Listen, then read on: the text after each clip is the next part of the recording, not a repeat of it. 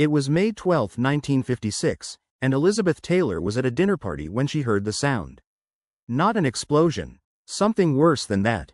The specific silence that follows metal hitting something that doesn't move. She was already running before anyone else in the room understood what had happened. No shoes. No hesitation. Straight down the dark canyon road toward the telephone pole that had just ended Montgomery Clift's face as the world knew it. What she found in that wreckage, and what she did in the next 4 minutes before anyone else reached the car, would be kept out of every newspaper, scrubbed from every studio report, and denied by everyone who claimed to have been there. Montgomery Clift did not die that night. What almost no one knows is exactly how close he came, and exactly what Elizabeth Taylor had to do with her bare hands to make sure he didn't. If you want to understand what happened on that canyon road, and why it mattered far beyond one terrible night in 1956, subscribe and stay until the end. Because the accident was only the beginning.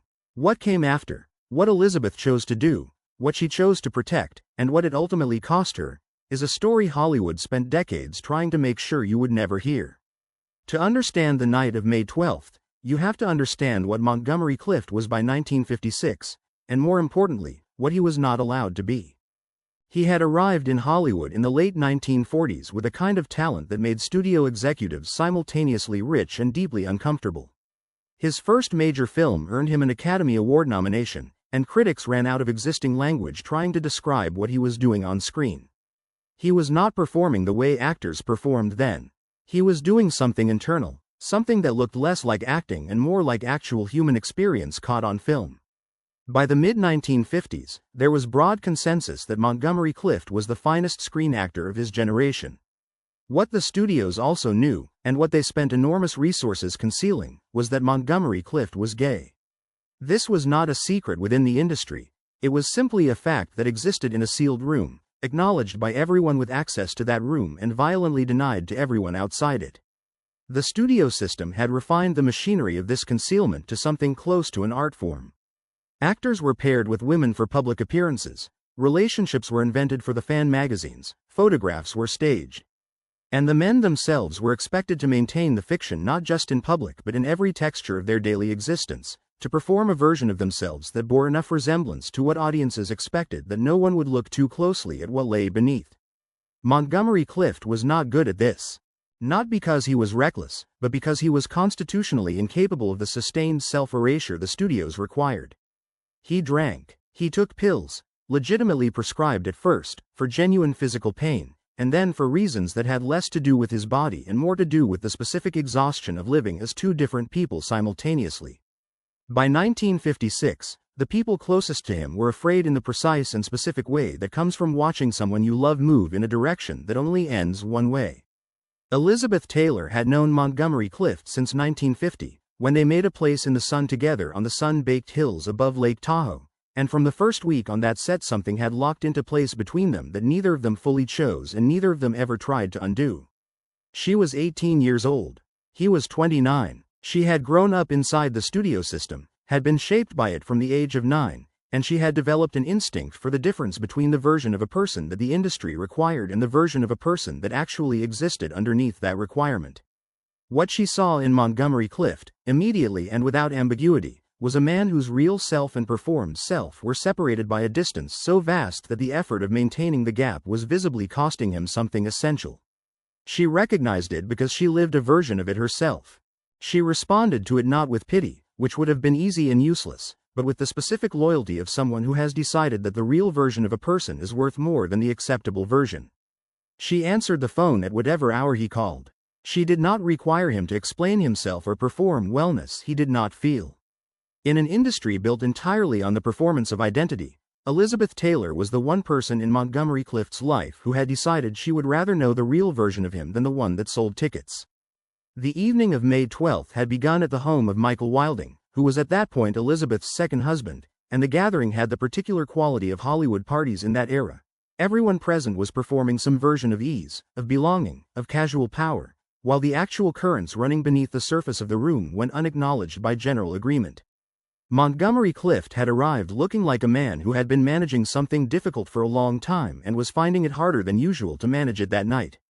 People who were there would later describe him in the careful language of retrospect. They said he seemed tired, distracted, quieter than usual. What they were describing, without quite saying it, was a man who was losing the internal argument he had been having with himself for years.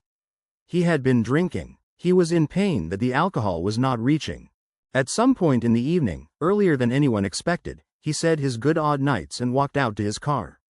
Elizabeth watched him go. People who were standing near her at that moment remember that she looked at the door for a moment after it closed, with an expression that one of the guests, in an interview given decades later, described as the face of someone who already knows the phone is about to ring with bad news. She did not follow him immediately. There was no way to know, from inside that well-lit room, what the dark road below was about to produce. But the instinct that had been building in her since she first met him, the instinct that his life was moving in a direction that ended badly, was present in her that night, and it was present in the specific, physical way that some kinds of knowledge present themselves before there is any conscious reason to act on them. The road down Coldwater Canyon was narrower than it is today and considerably less lit, and the curve at the bottom that his car failed to negotiate was the kind of curve that drivers in no condition to take it carefully sometimes did not survive. His car hit the telephone pole with enough force to collapse the front end, and he was unconscious and bleeding from wounds that would later require extensive surgery, positioned in such a way that blood pooling in his mouth and throat posed an immediate danger of asphyxiation entirely separate from every other injury he had sustained. Elizabeth Taylor reached the car before anyone else. The accounts of this are consistent across sources that had no reason to coordinate their stories, and the basic physical reality of what she did has never been seriously disputed. She reached into his mouth with her bare hands and removed 2 teeth that had been knocked loose in the impact and were blocking his airway. She held his head in her lap and kept him breathing and screamed up the hill for someone to call an ambulance, and she stayed exactly where she was until the people with the equipment and the authority arrived and took over. Montgomery Clift did not die. The 2 teeth she pulled from his throat are the proximate reason he did not die. What happened in the minutes before the ambulance arrived, what was said between them in that wreckage, what she saw in his face when he regained consciousness, was never recorded anywhere. The people who were there remember the broad outlines. They remember Elizabeth's dress. They remember her voice. The specific content of those minutes belongs to the 2 of them and to no one else. The studio response was immediate and impressively thorough. The narrative that reached the public within 48 hours was clean and contained. Montgomery Clift had been in a car accident, he was recovering, the injuries were not life-threatening. This was technically accurate in every particular and misleading in almost every implication. It said nothing about the severity of the facial injuries, which were severe enough that surgeons spent hours in the operating room and still could not fully restore what had been there before. It said nothing about the circumstances that had led him to that curve at that hour. And it said nothing about Elizabeth Taylor's role in those 4 minutes, because acknowledging that role would have required explaining why she had been the first one there, an explanation that led to questions the studios had no interest in answering publicly. The fan magazines handled the accident with the careful vagueness the situation required. There were photographs of Elizabeth visiting Montgomery in the hospital.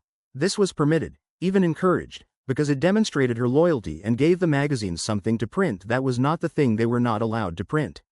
The story was framed as the story of a devoted friend, which it was. It was simply also something more complicated than that, and the more complicated version was not available for publication. Montgomery Clift's recovery took months, and the person who emerged from it was recognizably himself but permanently altered in ways that went beyond the surgical reconstruction of his face. The pain of the recovery required medication, and the medication created dependencies that layered onto the dependencies already developing before the crash. He continued to work. This was not optional for a man whose identity was built around his craft, but the work was harder now, and the effort it required was visible to anyone paying close attention. He made Raintree County in 1957, filming opposite Elizabeth Taylor in a production that was already troubled before the cameras rolled, and people on that set who watched the 2 of them work together described something that was both professionally extraordinary and personally painful to witness. Elizabeth knew exactly what she was looking at when she looked at him on that set. She knew the gap between what he was producing on screen, which was still, even then, some of the finest work being done in American film, and what it was costing him to produce it. She covered for him when he lost his place. She created space in scenes for him to find his footing.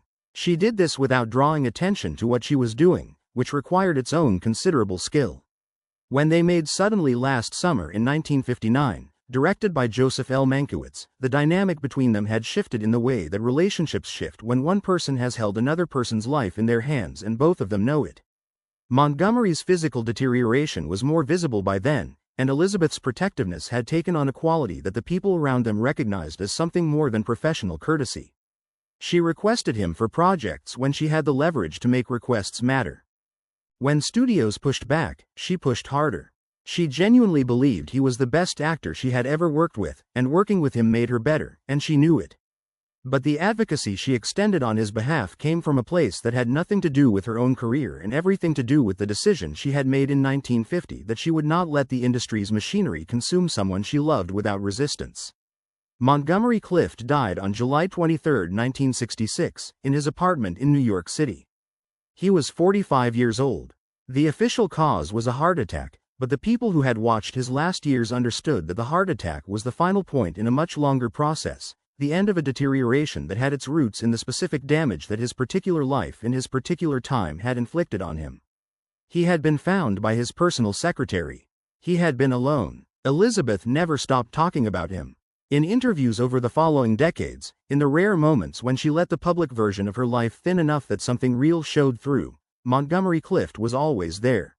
Not as a romantic loss, she was careful about that, careful in a way that itself communicated something about how she held his memory, but as the most significant friendship of her life, the relationship that had shaped her understanding of what loyalty meant and what the industry was capable of taking from people. Rock Hudson was still alive in 1966, still working, still maintaining the performance that the industry required of him with the discipline that Montgomery Clift had never been able to summon.